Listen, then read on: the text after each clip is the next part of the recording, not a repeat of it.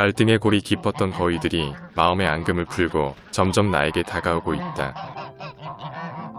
이것은 거위들의 산란철이 끝나가고 있다는 것을 의미한다. 철새였던 기러기를 가축화하여 만든 동물인 거위는 통상 1월부터 6월까지 알을 낳는다.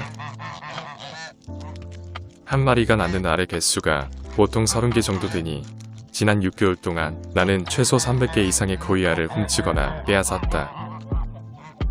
그중 일부를 분양하기도 하고 주변 지인에 나눠주기도 했으며 꽤 많은 수의 거위알을 나와 가족들이 먹어치웠다.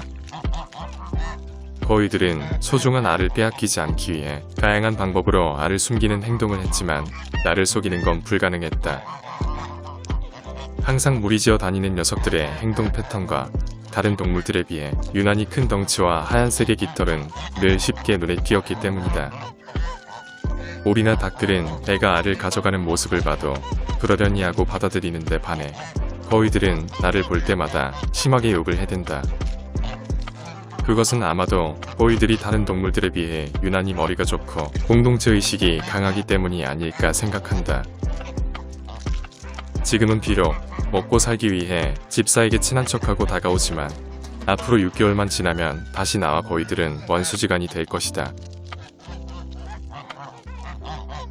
아주 오랜만에 앵두가 촬영 현장의 모습을 드러냈다. 지난 겨울 새 사냥을 하던 앵두에게 내가 심하게 혼을 낸 뒤 우리의 관계는 굉장히 안 좋아졌었다. 자연순환 농법을 추구하는 나에게 야생새의 존재는 굉장히 중요한 부분인데 내가 가장 아끼고 사랑하는 앵두가 그걸 방해했기 때문이다. 많은 농부들이 자연순환 농법을 쉽게 도전하지 못하는 이유는 심각한 해충의 피해와 병균 문제 때문이다. 나는 그 두 가지 문제를 무농약으로 해결하기 위해 야생새와 나무 심기를 선택했다.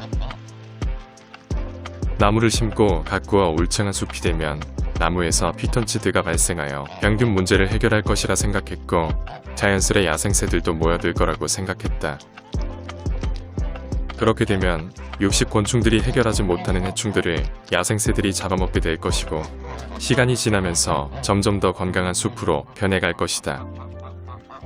그리고 건강한 숲이 되면 야생새들은 농장에 정착해서 둥지를 틀고 새끼들을 키우며 더 많은 해충들을 잡아먹게 되어 더욱더 건강한 숲으로 변해갈 것이다.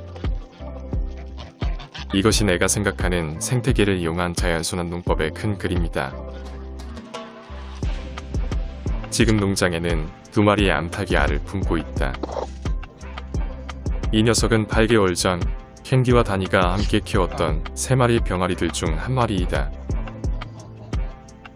그런데 한 달 전부터 알을 낳기 시작했던 녀석은 며칠 전부터 알을 품는 모습을 보이며 강한 모성애를 드러내고 있다. 병아리를 키우는 데 있어서 좋은 암탉과 그렇지 못한 암탉의 기준은 당연히 모성애가 얼마나 있느냐에 달려있다. 사람이 다가가거나 만져도 알을 지키기 위해 도망가지 않는 모습을 보인다거나 심지어 사람을 공격하는 행동을 한다면 그 암탉은 좋은 암탉이 될 가능성이 높다. 그런 면에서 이 녀석은 좋은 암탉의 자질을 타고난 듯 보인다. 내가 지금 포란 중인 암탉에게 신경 쓰는 이유는 얼마 뒤 태어나게 될 홍새끼들의 엄마로 누구를 선정하는 게 좋을지 고심하기 때문이다.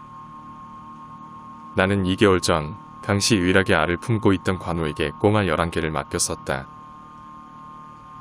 잘 해낼 거라 믿었던 관우는 알 품기는 성공적으로 잘 수행했지만 어린 꺼병이들을 돌보는 일만큼은 많이 부족했다. 2마리의 흰색 꺼병이들이 죽었고 남은 2마리도 잘 돌보지 않는 관우의 행동을 지켜보며 이번에 태어나게 될 꺼병이들의 엄마는 좀 더 신중하게 선정해야 할 필요성을 느꼈다. 참고로 흰 오리가 버린 둥지 안에 있던 4개의 오리알 중 3개는 상해서 버렸고 1개는 그나마 아직도 괜찮은 것 같다. 아마도 우리 알이 정상적으로 부화하게 된다면 꺼병이들과 함께 지내게 될 것 같다. 사실 부화기에 꽁알을 넣을 때만 해도 암탉들 중 누군가 한 마리만이라도 포란을 해주기를 기대하며 시작했었다. 하지만 23일이라는 기간 동안 아무도 나서지 않는다면 결국 내가 꺼병이들을 키울 수밖에 없는 무모한 계획이었다. 그런데 꽁알을 부화기에 넣은 지 2일 뒤 마치 기다렸다는 듯 이 녀석이 알을 품기 시작하는 것이다. 비록 녀석이 태어난 지 8개월밖에 안 되고 이번에 처음으로 알을 품어보는 초보 암탉이지만 나로선 천군만마를 얻은 듯한 기분이었다. 그렇게 두 번째 꽁 복원 프로젝트의 주인공을 선정한 지 얼마 지나지 않아 뜻하지 않은 변수가 발생했다. 우리 농장의 최고의 에이스 암탉인 캔디가 또다시 알을 품기 시작하는 것이다. 지금 상황은 캔디가 알을 품기 위해 산란통 안에 들어가 있는 상태에서 다른 암탉이 알을 낳기 위해 기다리는 중이다. 알을 낳을 때가 임박해진 암탉이 소리를 지르며 캔디가 비켜주기를 바라지만 캔디는 알을 품기 위해 전혀 움직이지 않는다. 물론 지금 캔디가 품고 있는 알은 진짜 알이 아니라 골프공이다. 기다리지 말고 비어있는 다른 둥지에서 알을 낳으면 되지 않느냐도 생각하겠지만 모든 새들은 알이 어느 정도 모이면 알을 품고 새끼를 부화하려는 본능을 가지고 있다.